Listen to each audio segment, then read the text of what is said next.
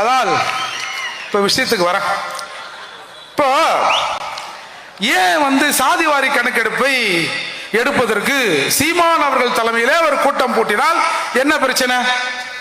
நாம் தமிழர் மட்டும் கேட்டா பிரச்சனை இல்லை.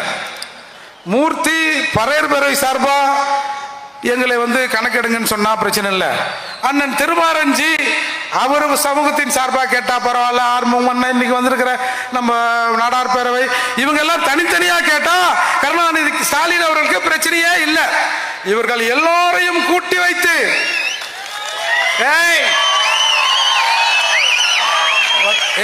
எட்றாங்களா எட்றாங்களா எட்ரா எடு என்னடா கதை விடுற? இன்னைக்கு மருத்துவர் ஐயா கேட்கிறாரு, அன்புமணி மருத்துவர் அன்புமணி கேட்கிறாரு, வட தமிழகத்தில் ரெண்டு பெரும் சாதிகள், ஒன்று பறையர் இன்னொன்று வன்னியர். பறையர் சமூகத்திலிருந்து மூர்த்தியாரே ஏற்றா என்ன என்னடா என்னடா என்னடா டேய் என்னடா என்ன? மருத்துவர் வன்னியர் சமூகம் கேட்குது, என்ன கொஞ்சம் எண்ணுங்க எண்ணுங்க எண்ணுங்க எண்ணுங்க. எண்ணத்துல உங்களுக்கு என்னப்பா பிரச்சனை? அதுதான் இந்த கூட்டத்துக்கான சிக்கல். அவங்க நடத்தினா தனித்தனியா நீ கேட்டுக்கோ, ஒன்னா மட்டும் சேர்ந்து நின்று கேட்டுறாத. ஏன்னா நீ ஒன்னா இருக்க கூடாதுன்னு தான் நானே இங்க இருக்கிறேன். நீ எல்லாம் ஒன்னா இட்டா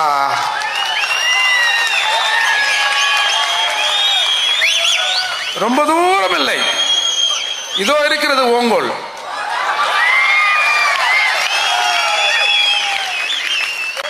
இந்த பஞ்சமி விஷயம்ங்கிறது இன்றைக்கு என் தங்கையின் கணவரும் என் அண்ணனும் எங்க கழனியில் அண்ணன் மாலை போட்டார். அது பக்கத்தில் ஒரு ரைஸ் மில் இருக்கும். அந்த ரைஸ் மில்ல ஏறு உழுதுன்னு இருக்கிறான் ரெண்டு பேரும். அப்ப அன்றைக்கு என் அத்தை மகன் அவரு, அதாவது இந்த பஞ்சமி நில விவகாரத்தை கையில எடுத்து போராடி கொண்டிருக்கிற தீபன் சக்கரவர்த்தியின் தம்பி அவர். ரெண்டு பேரும் வெறும் ஜட்டியோட ஏறு உழுதுன்னு இருக்கிறான். ஒருத்தன் ஒரு 25 ஏக்கர் வாங்கியதா சொல்லி வரப்பு போட்டுனே வரான். சரி, அந்த முண்டம் அவன் மாமல்லபுர பள்ளியில ஒரு ஓவிய ஆசிரியர், அவன் திமுக காரன், அவன் ஒரு புரோக்கர். மன்னிக்கணும், புரோக்கர்னா நீங்க வேற எதுவும் நினைச்சிடாதீங்க, லேண்ட் புரோக்கர். ஏன்னா எல்லாமே வில்லங்கமாவே இருக்குது இன்னைக்கு வார்த்தை, லேண்ட் புரோக்கர். அவன் ஒன்று என்னோட அத்தை பிள்ளையும் எங்க அண்ணனும் உழுதுட்டு போன பிறகு நைட்ல போட்டிருந்தா கூட பரவாயில்ல, பகல்லையே வரப்பு போடுறான். இவன் ரெண்டு பேரும் நான் கையில் ஊழ்ந்துருக்கிறேன், என் கையில் நீ வரப்பு போடுற யாரா நீ அப்படின்னு. நான் இந்த மாதிரி திமுக, நீ எந்த காவா இருந்தா என்னடான்னு அடி பிச்சு எடுத்துடுறானுவோ. ரெண்டு பேரும் சேர்ந்து அவனுங்க சும்மா அரைக்கறி ஒரு கிளி மாட்டுக்கிற தின்றவன்லாம் இல்லை. எங்க தாத்தாவுக்கு அஞ்சு அண்ணன் தம்பிங்க. அப்படியே வீட்டு வாசல்ல ஒரு பெரிய குழி தோண்டி இருக்குமா, பெரிய அடுப்பு இருக்குமா, அணையா விளக்காய் அதில் மாட்டுக்கறி வெந்து கொண்டே இருக்குமா. அப்பேற்பட்ட பரம்பரை நாங்க. வச்சான் வெளுத்தான் ரெண்டு பேரையும் அந்த வாத்தியார. உடனே ஜெகதீசன் ஒரு எஸ்ஐ அன்னைக்கு மாமல்லபுரம் காவல் நிலையத்தில் இருந்தவர், ரெண்டு பேரையும் கூட்டும் போய், அப்புறம் இவன் பைக் எடுத்துன்னு போய் கம்ப்ளைண்ட் கொடுத்த, ரெண்டு பேரையும் கூட்டும் போய் ஜட்டி கூட அவுத்துட்டு வெளுத்து வாங்கிட்டானுவோம். என்னடா இது, நம்ம தாத்தா லேண்டு நம்ம உழுதுன்னு இருக்கிறோம், எவனோ ஒருத்தன் அவன் லேண்டுங்கிறான், மார்வாடிங்கிறான். என்னன்னு அன்னைக்குத்தான் இந்த விவகாரத்தை தோண்டி எடுக்கிறான்.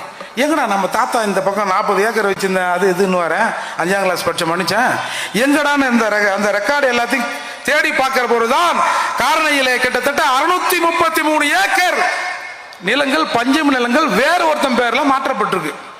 சரி, அது குறித்தான விஷயங்கள் நடந்து அதுக்கப்புறம் தான் அந்த 94 அக்டோபர் அந்த 4ஆம் நாள் நினைக்கிறேன், ஒரு பஞ்சமி நிலமீட்பு போராட்டம்னு ஏழூரும் போராட்டம்னு காரணியில நடத்தப்பட்டது. அது யாருன்னா எங்க மாமா கருப்பன் ஐஏஎஸ், ஜெயகரன் ஜோசப் போன்ற கிறிஸ்தவ நிறுவனங்கள் எல்லாம் 2-3 நிறுவனங்கள் எல்லாம் சேர்ந்து ஒரு ஏழூரும் போராட்டத்தை நடத்தினார்கள்.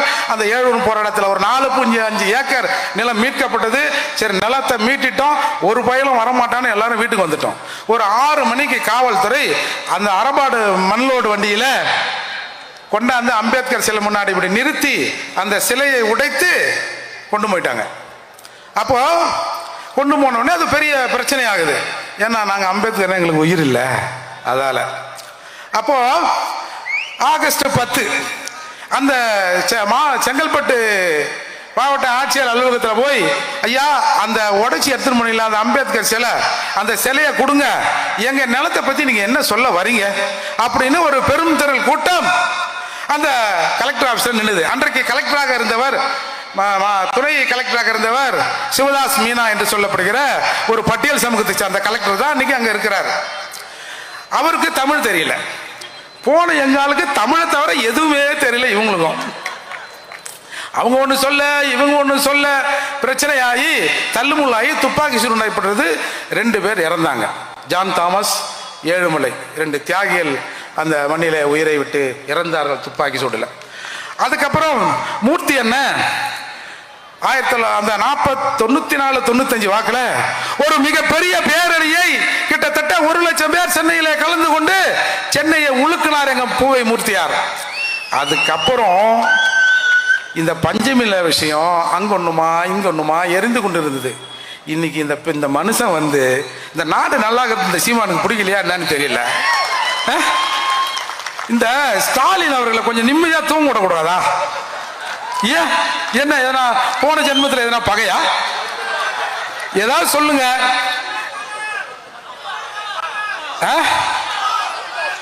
பகை இருக்கும்.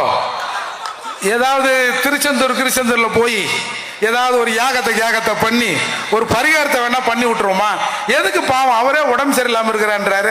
அந்த மனுஷனை இந்த மாதிரி தூங்க விடாம பண்ணா நல்லா இருப்பாரா? செந்தமிழ் நல்லா இருக்குதா இது? எனவே இப்படி பூவை மூர்த்தியாருக்கு பிறகு இந்த பிரச்சனையை யார் கையில் எடுத்தது என்று சொன்னால் செந்தமன் சீமான் எடுக்கிறார். செந்தமன் சீமான் எடுத்தார் என்பதை விட நாங்கள் இங்கிருந்து பாபர் மசூதி கட்டுறதுக்கு போவோம் ட்ரெயின்ல. டிசம்பர் 6 என்னது அம்பேத்கர் நினைவு நாள், அப்புறம் ஏதோ இஸ்லாமியர் சம்பந்தப்பட்டது ஏதோ ஒரு நாள், அதை கூட கொடுத்துட்டோம். இங்கிருந்து போவோம். பாய்மார்களுக்கு நாங்கள் கோயில் கட்டி தரோம். இங்க 633 ஏக்கர் 12 லட்சம் ஏக்கர் வந்து இந்த நாட்டில் கிடக்குது. அதை கேட்கறதுக்கு ஒன்றும் இல்லை. போனோம் மசூதியை கட்டுறதுக்கு. இப்படியெல்லாம் இருந்து கொண்டிருந்த போது ஒரு பறையர் சமூக மக்களின் ஒரு ஆதித்தமிழர்களின் விஷயத்தை மீதி தமிழர்களை வைத்து பேச வச்சார் தெரியுமா? அதுதான்டா இங்க சிக்கல். எங்கள் நிலத்தை நாங்கள் கேட்கலாம், நாங்கள் அழலாம், நாங்கள் நெருப்பிலே தீயிட்டு எங்களை கொளுத்திக் கொள்ளலாம்.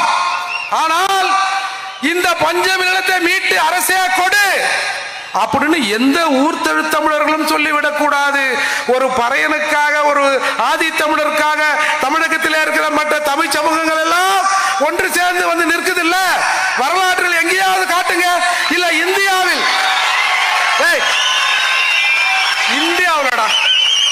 இந்தியாவில் ஒரு பட்டியல் சமூக மக்களின் பிரச்சனைக்காக பட்டியல் சமூகத்தோடு அந்த கோரிக்கைக்கு ஆதரவாக மற்ற சமூகங்கள் போராடி இருக்கிறது அப்படின்னு ஒரே ஒரு சான்ற காட்டு. அண்ணன் சீமான 4 கேதை விட்டுற சொல்ல, ஏற்கனவே ஒருத்தர் பண்ணிட்டாரு போதுன்னு. ஆக இப்ப இந்த பிரச்சனை வருமா வராதா? இன்றைக்கு பஞ்சமி நிலங்களை எடுங்க அப்படின்னு மூர்த்தி பறையர் கூட அண்ணெல்லாம் திருமாற அண்ணெல்லாம் உட்காந்து பேசி, நாங்கள் கூட பெரிய மீசை வச்சிருந்தா அப்படி இருக்குன்னு பார்த்தோம். ஏன்னா சினிமாலாம் காட்டுறாங்களா அண்ணன் சொன்ன மாதிரி, ஓ அப்படித்தான் போலகுதுன்னு பார்த்தா எங்களை மாதிரி தான் அவங்களும் இருக்கிறாங்க போலகுது. நாங்க தான் ஏதோ ஆதி தமிழர் அந்த தமிழர் ஏதோ நொந்து போனவன் எங்களை இந்த அரசாங்கம் இப்படி செய்கிறது என்று சொன்னால் தமிழகத்தில் இருக்கிற எல்லா தமிழனையும் தான் இவர்கள் இப்படி செய்கிறார்கள் என்று சொன்னால் இவர்கள் தமிழராக இருப்பார்களா அப்படின்னு மட்டும் பாருங்க. ஏன் செந்தமன் சீமானுக்கு வந்து இந்த ஆதி தமிழர் நிலத்தை வந்து எடுத்து கொடுக்கணும், இதுல இருக்கிற எல்லா தமிழரையும் சேர்க்கணும் என்ன வந்தது? என் ரத்தம், என் ரத்தம் துடிக்கிறது. அந்த ரத்தம் இதை அமுக்க பார்க்கிறது. அதால இந்த மாதிரியான இடையூறுகள்லாம் இருக்கத்தான் செய்யும். நீங்க இப்படி போய் நேரா ஸ்ட்ரைட் போய் லெஃப்ட் எடுத்தீங்கன்னா ஒயின் ஷாப் இருக்கும். போன ஞாயிற்றுக்கிழமை இந்த ஒயின் ஷாப்ல என்ன சேல்ஸ் ஆச்சுன்னு பாருங்க. இந்த ஞாயிற்றுக்கிழமை இந்த ஒயின் ஷாப்ல என்ன சேல்ஸ் ஆகுதுன்னு பாருங்க.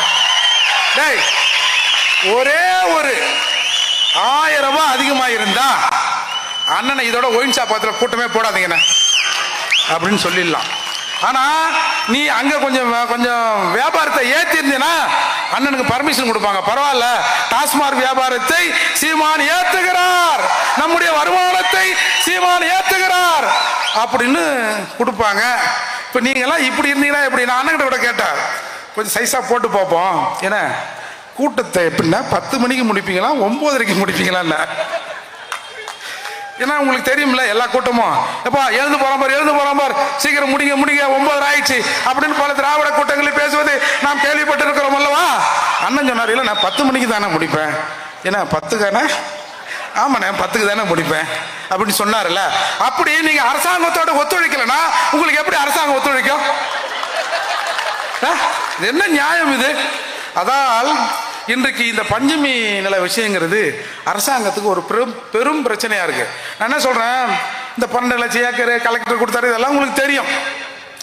இப்போ சீமான் இந்த போராட்டத்தை எடுத்த உடனே சிலர் பேச, ஆமா சீமான் பெரிய இவரு, இந்த போராட்டத்தை எடுத்த உடனே மறுநாள் இந்த நிலத்தெல்லாம் கவர்மெண்ட் கொடுத்துரும், அப்படி கொடுத்துற போகுது அப்படின்னு சொல்றான். கொடுக்க வேண்டாம்.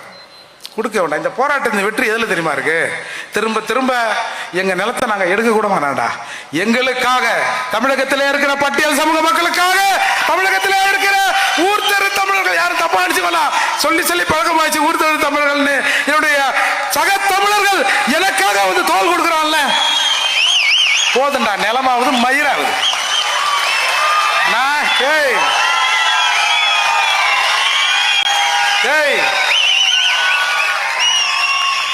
நாங்க பிரிச்சு கொண்டாத பிரிக்கின்ற காலம் வரும். அப்போ கன்சிராம் சொன்னாரு, சாதிகளாய் சேருவோம், சாதிகளாய் சேருவோம் சொன்னாரு. அப்போ தமிழர் நிலத்தை, தமிழகத்தில் இருக்கிற தமிழ்நாட்டின் வளங்களை எல்லாம் தமிழர்கள் பிரிச்சு கொள்வோம். நீங்க ஒன்னும் கவலைப்படாதீங்க, உங்களுக்கு உரிய பங்கும் உண்டு. நீ 1% அதுக்கு கீழேயா அண்ணன் கிட்ட சொல்லி என்ன பாவம் ஒரு 1% கொடுப்போம்ல. என்னவோ தெரியாமையோ நம்ம தமிழ்நாட்டை என்னவோ பண்ணிக்கின்னு வச்சாங்கல்ல, ஒரு 1% இடஒதுக்கீடு கொடுப்போம்னா, கன்சிராம் 100% கொடுன்னு சொல்லியிருக்காருன்னு சொல்லி உனக்கும் நாங்கள் இடஒதுக்கீடை வாங்கி தருவதற்கு அன்போடு காத்திருக்கிறோம் நண்பா, அன்போடு காத்திருக்கிறோம். ஆனா இந்த இது சரி, பஞ்சமி நிலமாவது எங்க பிரச்சனை? சரி, இன்னைக்கு வந்திருக்காங்க. ஆனா இங்க இருக்கிற தமிழர்களை என்ன இதோட விட்டுறக்கூடாது. தொடர்ந்து பட்டியல் சமூக மக்களுக்கான பிரச்சனைகள் வருகிற போது எங்கள் அண்ணன்மார்களை கூப்பிட வேண்டும். ஏன்னா எங்க அண்ணன்மாரெல்லாம் கொஞ்சம் மோசமானவங்க போல இருக்குது அப்படின்னு நான் கூட தான் நினைச்சிருந்தேன். அப்புறம் முதல்ல நம்ம மருத்துவர் அவர்கள் கூட்டத்தில் உட்கார்ந்து பேசும்போது தான் என்ன ஒருத்தர், இந்த செல்வகுமார் அண்ணன் ஒருத்தர் இருக்காரு, இந்த வேங்க வயல் பிரச்சனை நான் ஏதோ சொல்லிவிட்டேன்னு சொல்லிட்டு வேகப்பட்ட பிரச்சனையா இருந்தது. அப்புறம் அந்த கூட்டத்தில் உட்காந்து பார்க்குறேன், ஏன்னா அண்ணன் பேசுறாரு, நம்ம தான் தப்பா நினைச்சிருந்தோமோ? அது மாதிரிதான் இன்னைக்கு பல சமூக தலைவர்களை நாங்கள் வேற்றுமையா தான் நினைச்சிருந்தோம். இதை நினைக்க வச்சான். அப்படி இல்லப்பா, எல்லாரும் ஒண்ணுதாமான்னு அண்ணன் சீமான், அன்புமணி போன்றவர்கள் இன்றைக்கு நிறுத்திருக்காங்கல்ல. இப்போ சாதிவாரி கணக்கெடுப்பு, அது என்ன சொல்றாங்க, ஏங்க எங்க கிட்ட இல்லைங்க அந்த அதிகாரம். ஏன் இல்லைங்க அது செல்லாதுங்க. செல்லுதோ செல்லுதையா, குடியா நாங்க பாத்துக்கிறோம், கீஞ்சிருந்தா ஒட்ட வச்சு கூட நாங்க செல்ல வச்சுக்கிறோம் அப்படின்னா, இல்ல நாம் ஏன் சாதிவாரி கணக்கெடுப்பை எடுக்க வேண்டும்? உண்மையிலே அது நம்முடைய அப்பாவுக்கு, அப்பா எங்க அப்பா படிச்சவரு, இந்த அப்பா விவரம் இல்லாதவரு. நீங்க போய், சத்தியமா நான் சொல்றேன், நீங்க போய், sir what do you mean by that census, இல்ல தமிழ்ல கூட இந்த கணக்கெடுப்பை பத்தி உங்களோட கருத்து என்ன? கணக்கு யாருக்கு தெரியும்? எவன் கணக்கை எவன் வச்சிருக்கான்? ஏதோ அரசாங்கத்துல சம்பளம் வந்தா அந்த கணக்கு அக்கௌண்ட்ல இருக்கும், தனியா அந்த அக்கௌண்ட் எங்க இருக்கும், அந்த கணக்கு எங்க இருக்கும்? என்னைக்காவது ஒரு நாள் என்னை கூப்பிட்டு விசாரணைன்னு சொன்னீங்கன்னா, என் வீட்டுல இருக்கிறவங்களாம் மாட்டிட்டான்னா என்ன ஆகுது? அதனால என் கணக்கு பல இடத்துல இருக்கும் அப்படின்னு சொல்லுவாருன்னா கூட சொல்லுவாரு. முதல்ல சாதிவாரி கணக்கெடுப்பு அப்படின்னா என்னன்னு தெரிஞ்சுக்கணும். ஒவ்வொரு முறை மக்கள் தொகை கணக்கெடுக்கிற போது இந்த தமிழ்நாட்டில் எல்லாரையும் தலை எண்ணுவான். எஸ்சி ஆகிய எங்களை, பட்டியல் சமூக மக்கமாக எங்களை, பறையரை, பல்லரை, இன்னொருத்தரை எல்லாரையும் வீட்டுக்கு வருவான். உங்கள் வீட்டில் எத்தனை பேர் இருக்கிறீங்க? இதெல்லாம் மூர்த்தியா? என்ன படிச்சிருக்காரு? சரி, என்ன படிச்சிருக்காரா? என்ன சம்பளம்? வீட்டில் எத்தனை பேர் படிச்சிருக்கான்? வீட்டில் டிவி இருக்கா? எத்தனை இன்ச்சு டிவி? கார் இருக்கா? பைக் இருக்கா? ஆண்டு வருமானம் எவ்வளோ? அப்படியா? வேற யாராவது இன்கம் சோர்ஸ் எதனாவது இருக்கா? பிஸ்னஸ் ஏதாவது பண்றீங்களா? சரி, இவ்வளவுதானா உங்க அசெட் என்ன? இதெல்லாம் கணக்கு பண்ணி போயிடுவான். பக்கத்து வீட்டில் ஒரு வன்னியரோ, ஒரு தேவரோ, வேற யாரோ, நாடாரோ யாராவது இருந்தா அவங்க வீட்டில் எத்தனை பேர் இருக்காங்க அப்படின்னு எண்ணிங்கன்னு போயிடுவான். இதுதான் மக்கள் தொகை கணக்கெடுப்பு. சாதிவாரி கணக்கெடுப்பு, சென்சஸ் ஸ்டேட்டஸ். அது சென்சஸ், இது ஸ்டேட்டஸ். இதெல்லாம் நம்ம தலைவருக்கு தெரியாது. என்னன்னா, என்ன என்றாங்கல்ல, என்னை எந்த கணக்கு பண்றாங்கல்ல, மூர்த்தி என்ன படிச்சிருக்க, உனக்கு என்ன வருமானம், உன் வீட்டில் என்ன கார் இருக்குதா, டிவி இருக்குதா, 2 பொண்டாட்டிக்குதா, எதையாவது கேட்கிறான்ல, அத மாதிரி எல்லா சமூகத்துக்காரனையும் அந்த ஸ்டேட்டஸை எடுப்பாங்க.